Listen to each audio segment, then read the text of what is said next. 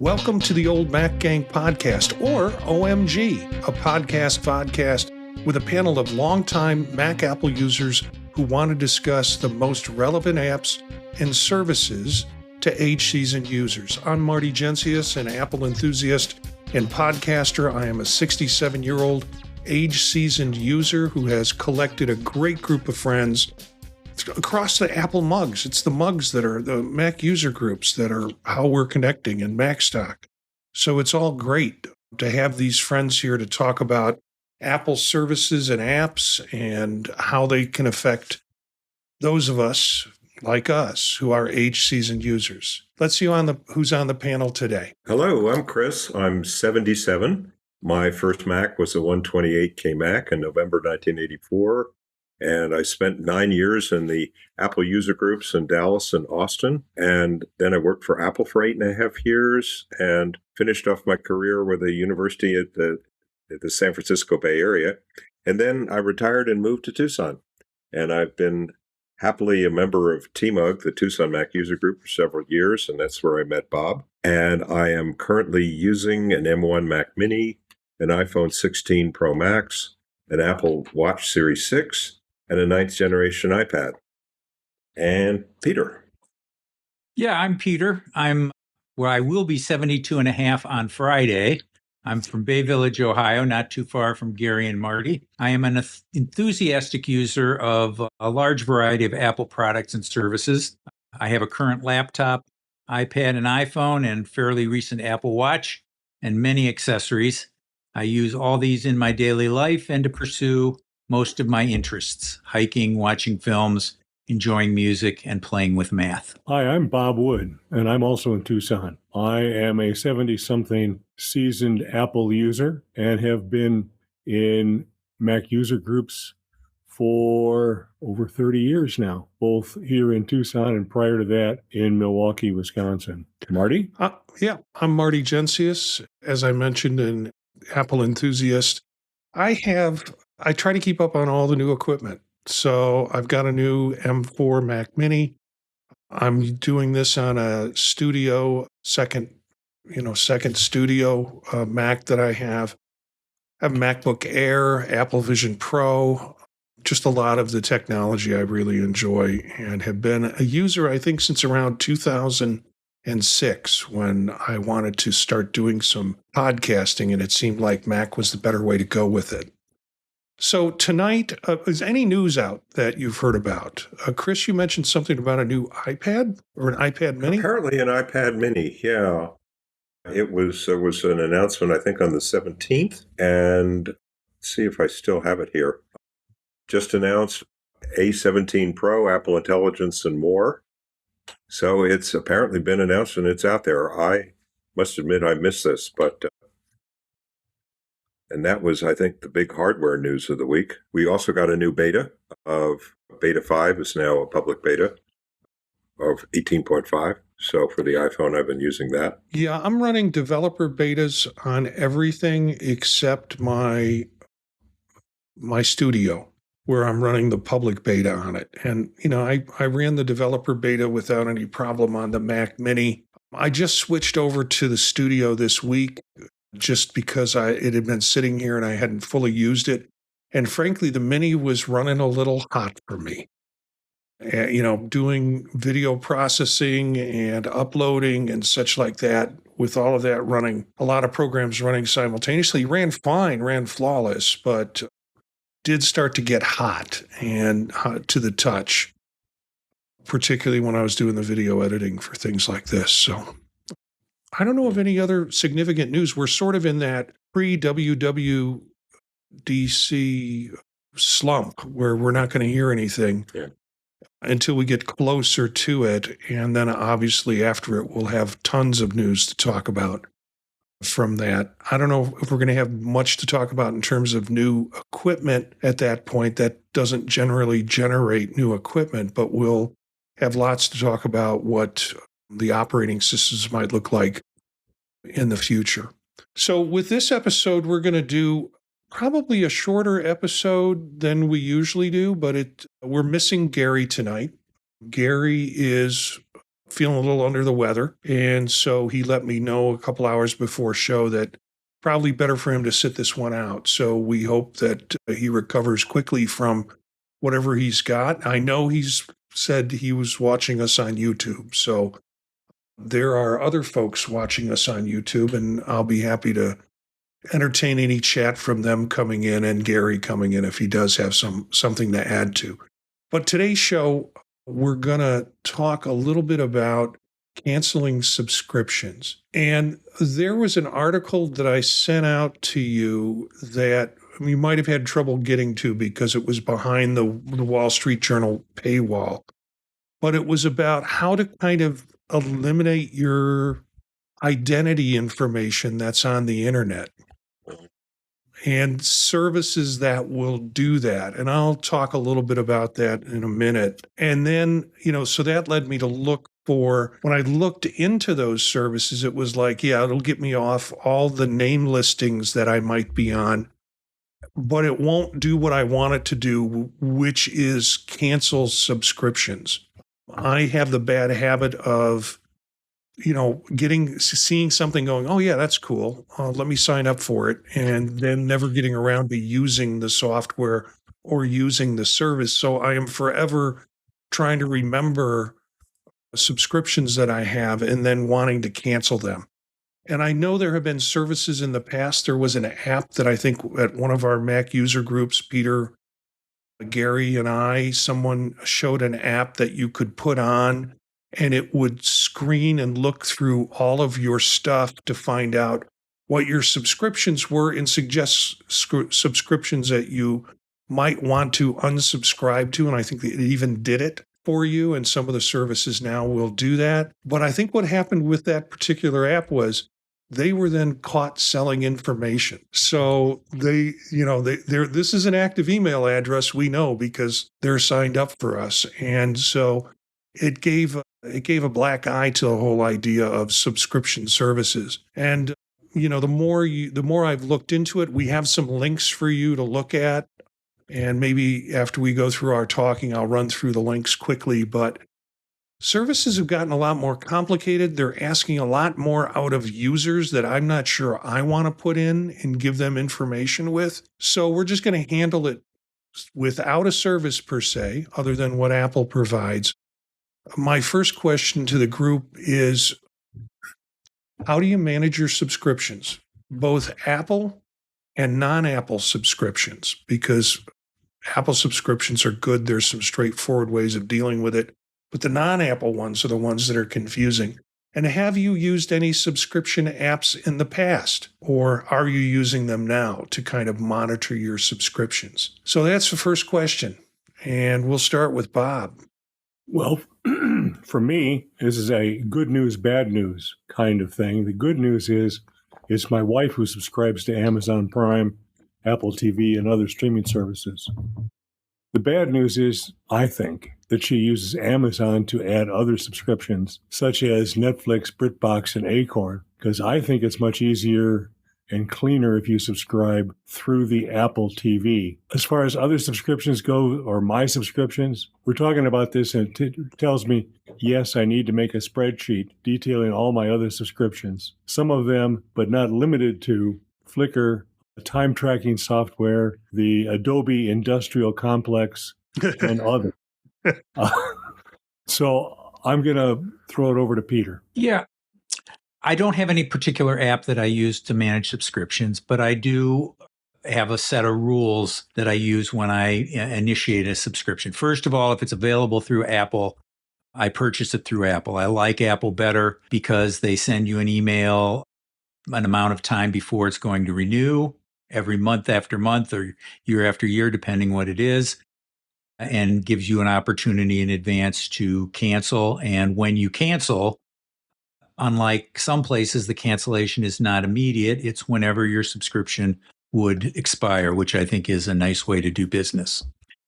Other subscriptions, and I have a lot, for monthly subscriptions, when I sign up, I set a recurring reminder that will remind me 4 days before the auto renewal. And when that reminder comes due, if I'm unsure, I mark it as okay, shunting it off for another month or year. And I kick in a 1-day recurring reminder. And hopefully I make a decision, this is worth it or not. And I look at how much I've used and things like that. And a lot of things I renew, but there are things where I go, oh my gosh, I haven't used this, cancel. And yearly subs, it's the same thing, except I do a recurring reminder 10 days before auto renewal. And I use that same dupe strategy.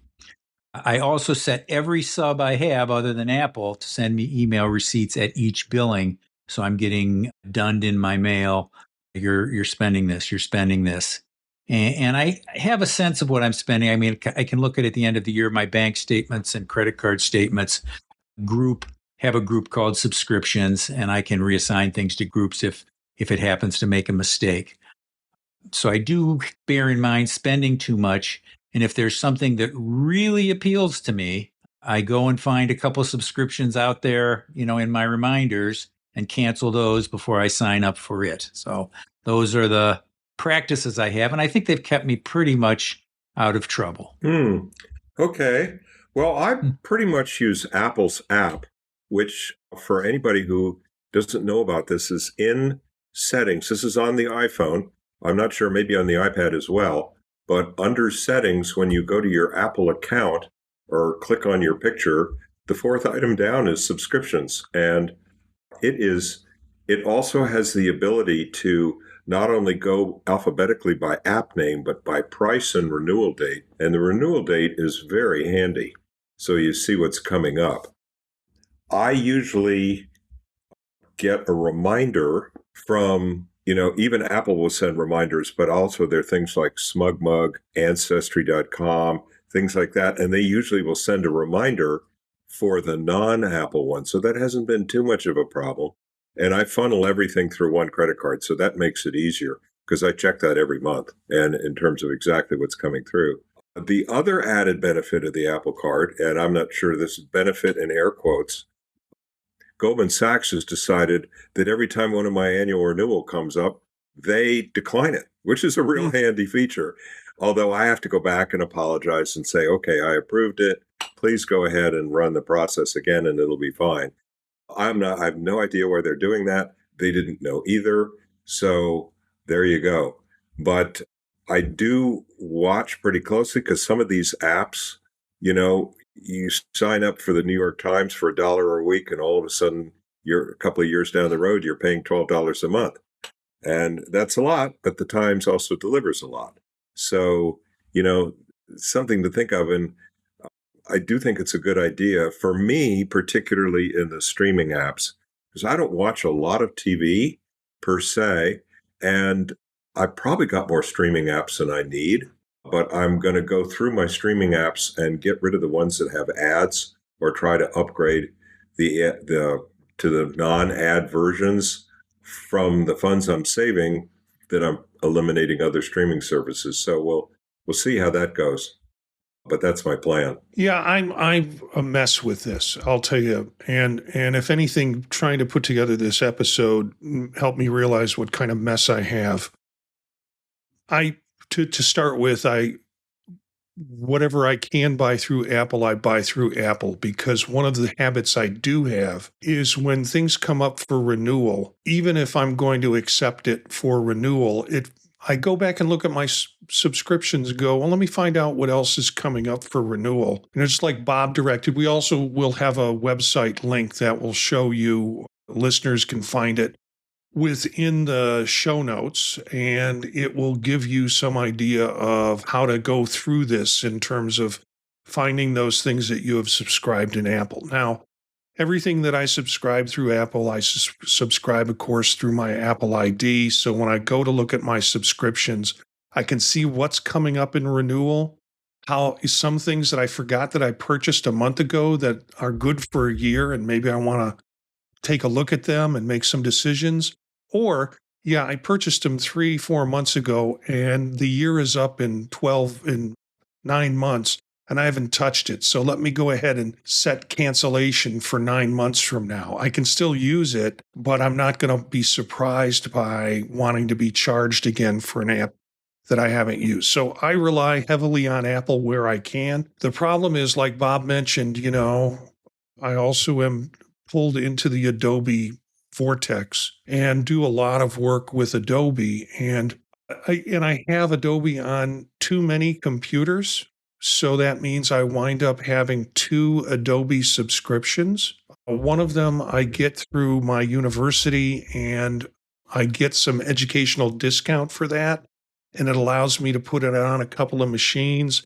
And then the other, if I'm putting it on a laptop or I'm putting it on a third device where I might be using it, it costs me another subscription. And the problem is lining both of those up. So I know that this one's going to roll over this time and this one's not. And I have to find some better way to organize that. I like what Peter said about reminders and kind of being more diligent about reminders, even Bob's idea of a spreadsheet.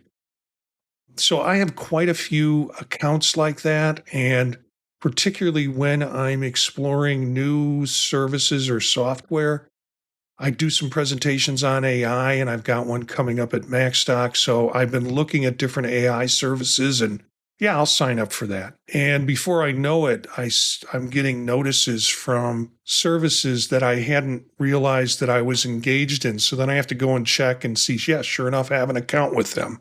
And sure enough, I'll have a bill coming in about 6 months if I'm not paying attention. So I am terrible at this, which is why I wish I could find a system that would manage all of that. And some of the systems I looked at last night in prepping for this, one of the top ones was Chargeback. And when you explore these systems, you'll find the new ones, the ones that are really effective, need like your bank statement or your bank card information, needs a picture. It needs kind of proof that you are who you are. And that seems a little too much for me. And besides that, they're expensive. So last night I tried Chargeback, and I just found the whole arrangement for setting that up kind of wonky. I went in, I put name and email address in and password and created an account. It said, oh, okay. Well, let us help you find all these apps that you have. Which email would you like to use? And I had defaulted to Gmail. Well, Gmail is not the one that gets all the receipts. It's really my Mac mail. So I was stuck with them looking through my Gmail to find out what accounts I have. And it found some. But then when I said, hey, can I add my Mac email on this, because you'll find a lot more, there was no way that I could see to either switch that mail out or add another email. So it was like I was dealing with a singular email search, which was problematic. Secondly, when I was signing up for it, it said $30 a month. I'm like, that's not what I thought your marketing said. And so I put the information in and I said next and next. But at one point, I never knew when they were going to charge me for that account, because they had my GPay arrangement because I had done it through Gmail. And I'm like, when are they going to hit me for $30 a month? And I'm not sure I want that to begin with. So as I go through, then it's like, okay, $40 a month. I'm like, wait a minute, I haven't even agreed to the $30 yet. And so I finally figured out how to then delete it did find a series of stuff. I have to admit that. And I went in and I deleted some of it. But at that point, I said, okay, so maybe I lost 30 here.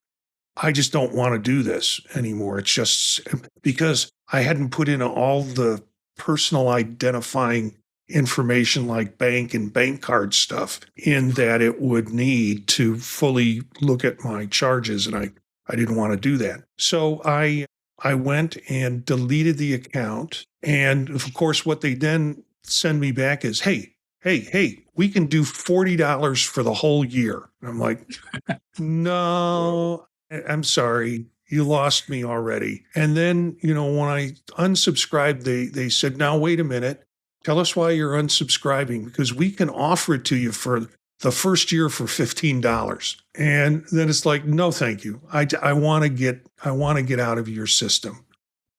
And I think I received an email from them today, and I'm not going to respond to it. I mean, it's just like, please come back. It's like, no, I'm sorry. It was a bad first date and I'm not going back to it. So I'm reluctant to kind of look at these other systems because when you look at the descriptions, they do still want this kind of information. And then the thing that they say is you really got to trust the system that you're using if you're going to use this.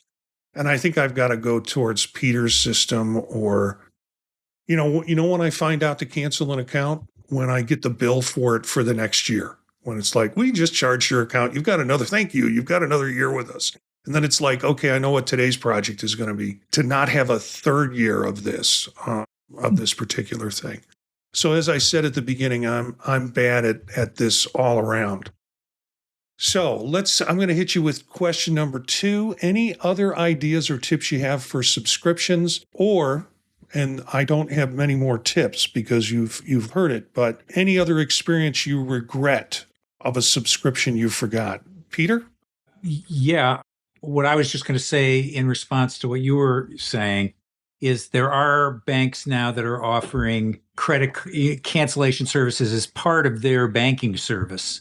So you might want to look at that with banks. And the other thing with regard to setting up a reminder system like mine, when I was planning for this episode and thinking about it, I realized that I had not tagged all of those reminders. But as I go through, over the next year, every time I hit or create a renewal reminder, I'm going to tag it in the Apple reminder system. So I can just say, show me all of the subscription renewal reminders, and I can see those all in an instant. So that's something you might want to think about. Those are good ideas.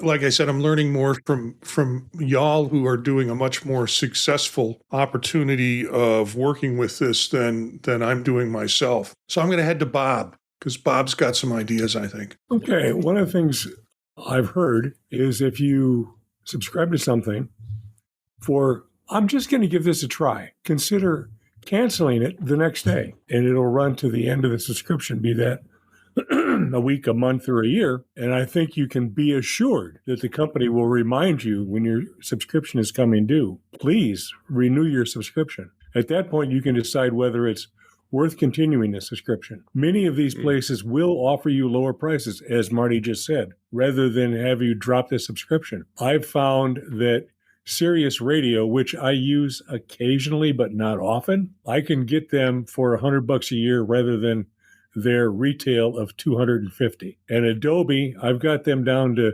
$30 a month instead of $56 or more a month. But I also want to mention another subscription that I have never considered dropping for many years would be my mug subscription. And even though I'm an officer, I still pay dues. Yeah. I had another rule I thought of that is part of a tip for subscriptions, which is I always do, as you said, the trial first. Then I go from trial to monthly and I review. And I never start out with yearly, no matter how valuable I think it is, to pay a month or two as I'm double checking is more than broken even with when I discovered I thought I was going to use this. I'm not. I'm out after a month or two rather than after a year. With as far as experiences that I regret or interesting experience, I use a thing called Camo Studio Pro when I'm streaming candidate forum or a teacher training thing out to the net.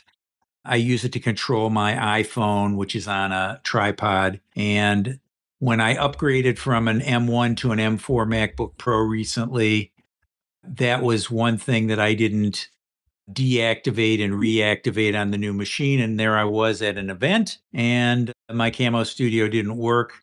And this program made me realize I have another 8 days to call Camo and straighten out and get my old machine deactivated and cancel my month-to-month subscription so that my year one, the remainder of the year I still have kicks in. So that's something that when you upgrade a computer, sometimes certain subscriptions don't automatically allow you to use the software on a new machine.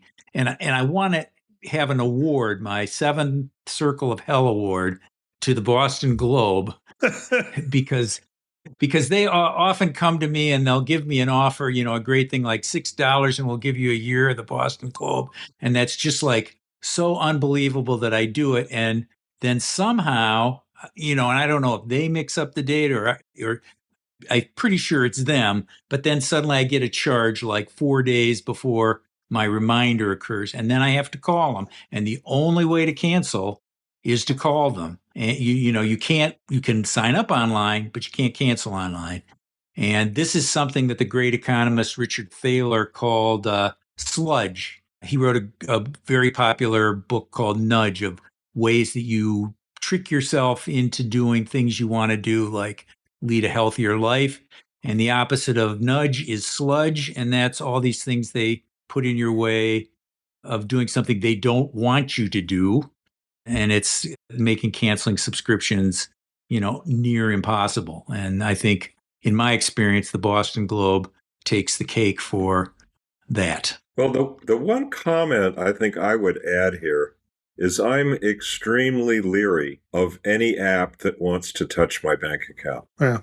Period. In a sentence. So much so that when our trash service said, well, if you're going to use a credit card, we're going to start charging you an extra $3 a quarter for the credit card fee, as opposed to giving us direct access to your account. And I talked about it with my wife because, we're kind of stuck with the trash service, right? And there's no bargaining there. And, to her credit, she said, well, you know what? Maybe that $3 is a worthwhile expense. And I think she's right. So I'm just very leery. There are very few people that I give direct access to the account, because something goes wrong, it can wreak a lot of havoc. And so I'll just put that provisor out there. So I run into folks all the time that have stuff and like, oh, gee, I'm not sure. I think I have that, but I'm not really sure. And I just say, call them, find out. So that's sort of my comment there. Yeah, I have problems with a lot of services only because I use multiple emails. And when I go to sign in, I don't know what email I use to sign in. So if I use the wrong email, it's like, no, you don't have an account. This is typified, I think, by the New York Times and the Washington Post, both newspapers that I subscribe to. And I'm sure I have multiple subscriptions because one uses my Gmail, and then another time I signed up using my Mac mail. And so I think I have concurrent running subscriptions, and I don't know how to solve that problem. The problem is 2 emails and using both emails to sign up for things. This also, that's bad enough. What happens too with me a lot is and this happened with Wired. Yesterday, I was looking at Wired, and I have a online subscription to Wired since I've started doing these podcasts to try and get behind just the public articles and look what else is in there. Well, the problem is Wired somehow, when my cache is cleaned on my browser and I go to look at Wired, it says, oh, you've already looked at 3 articles this year or this month, and you've reached your maximum for the month or whatever it is. It's like, no, I haven't reached the maximum. I have a subscription with you. And then I have to sign in, and sure enough, it acknowledges it.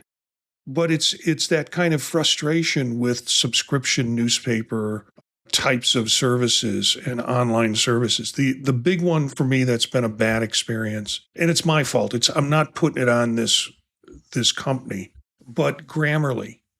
When Grammarly first came out as a service, I thought, this is what I need to assist me with my writing.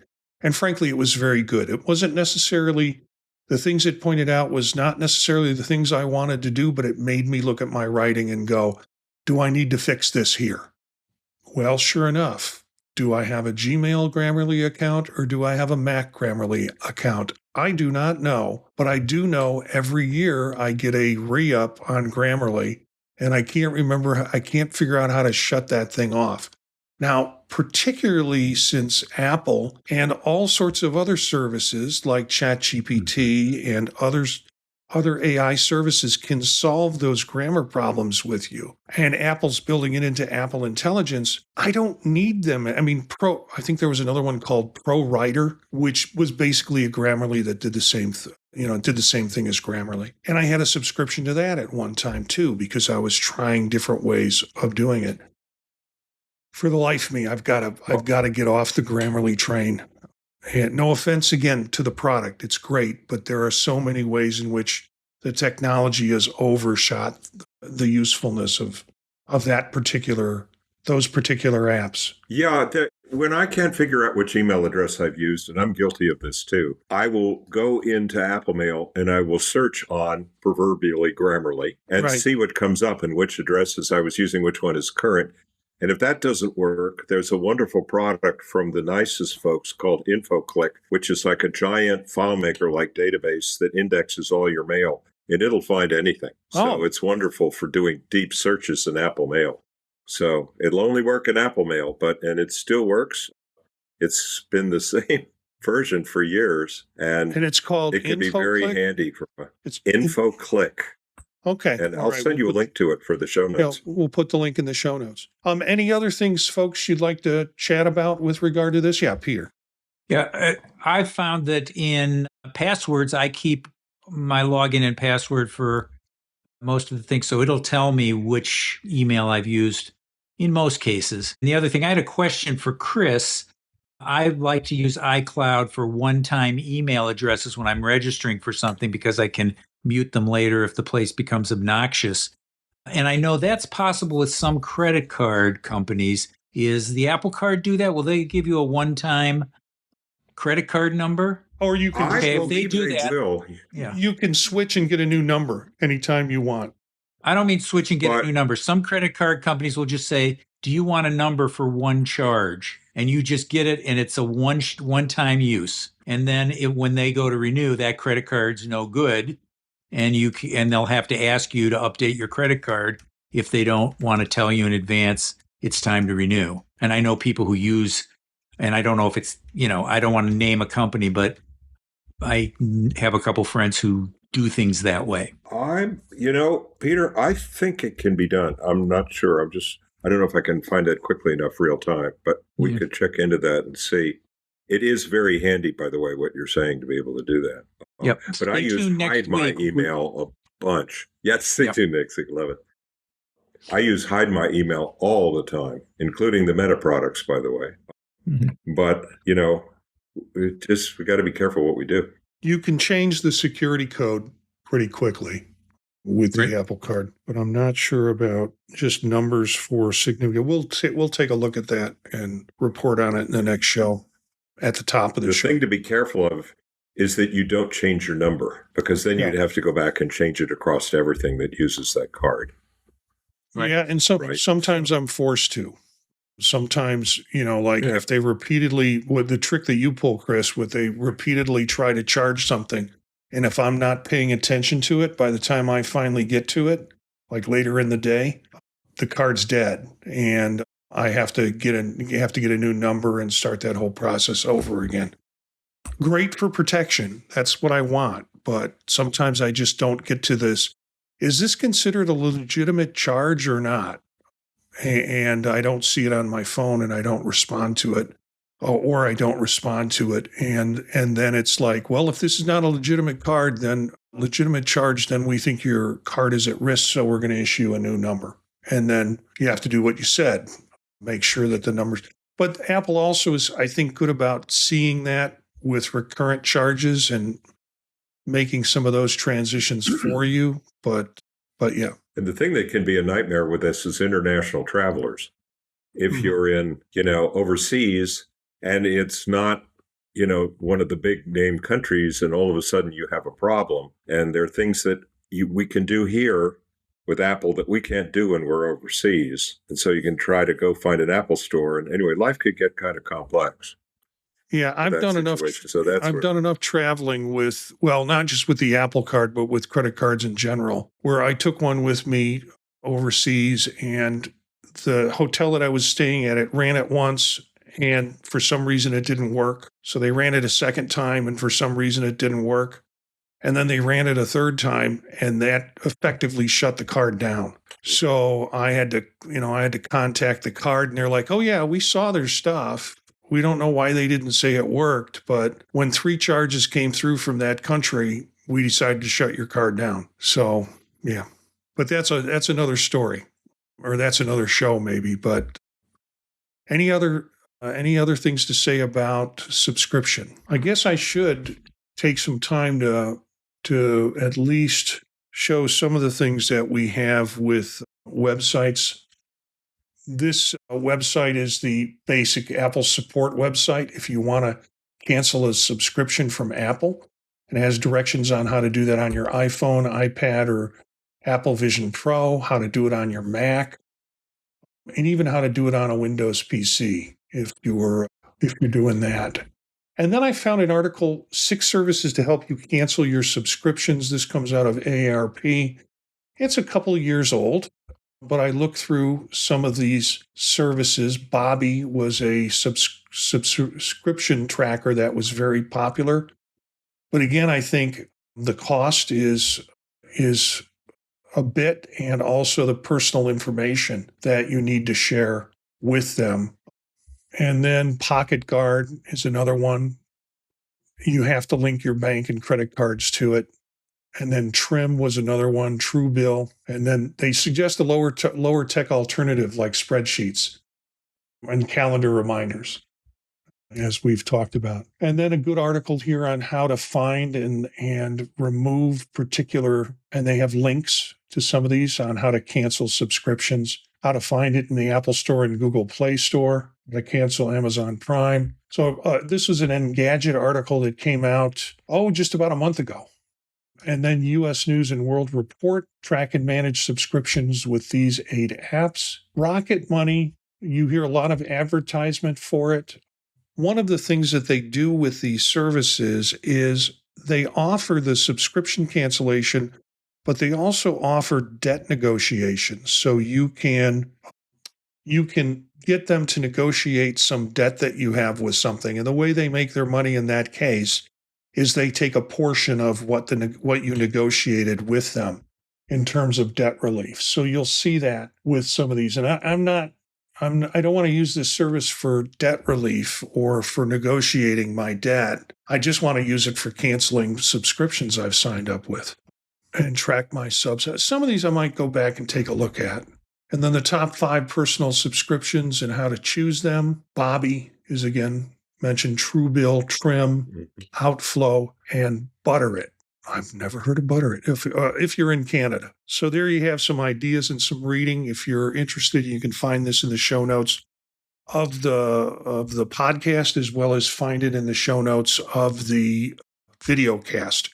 So you can get the links to all of these articles for that purpose. Anything else or final things, folks, you want to say? All right. Hearing none, just want to announce Macstock 9 is here for 3 days in July 11th, 12th, and 13th, 2025 in Crystal Lake near Woodstock, hence Macstock, coming up in Crystal Lake, Illinois. And we have an exclusive coupon for folks who want to get $50 off. You can use the code PodTalk50 at checkout and save $50. Go to the website macstockconferenceandexpo.com. The conference you'll get more information from the site there. You'll get the links to the hotel. You're going to start seeing presenters and presenting topics coming up on that site as Mike Potter puts the site together. It's exciting. It's fun. Bob will be there. I'll be there. Gary will be there. My son will be there, as we are going to be giving a presentation together.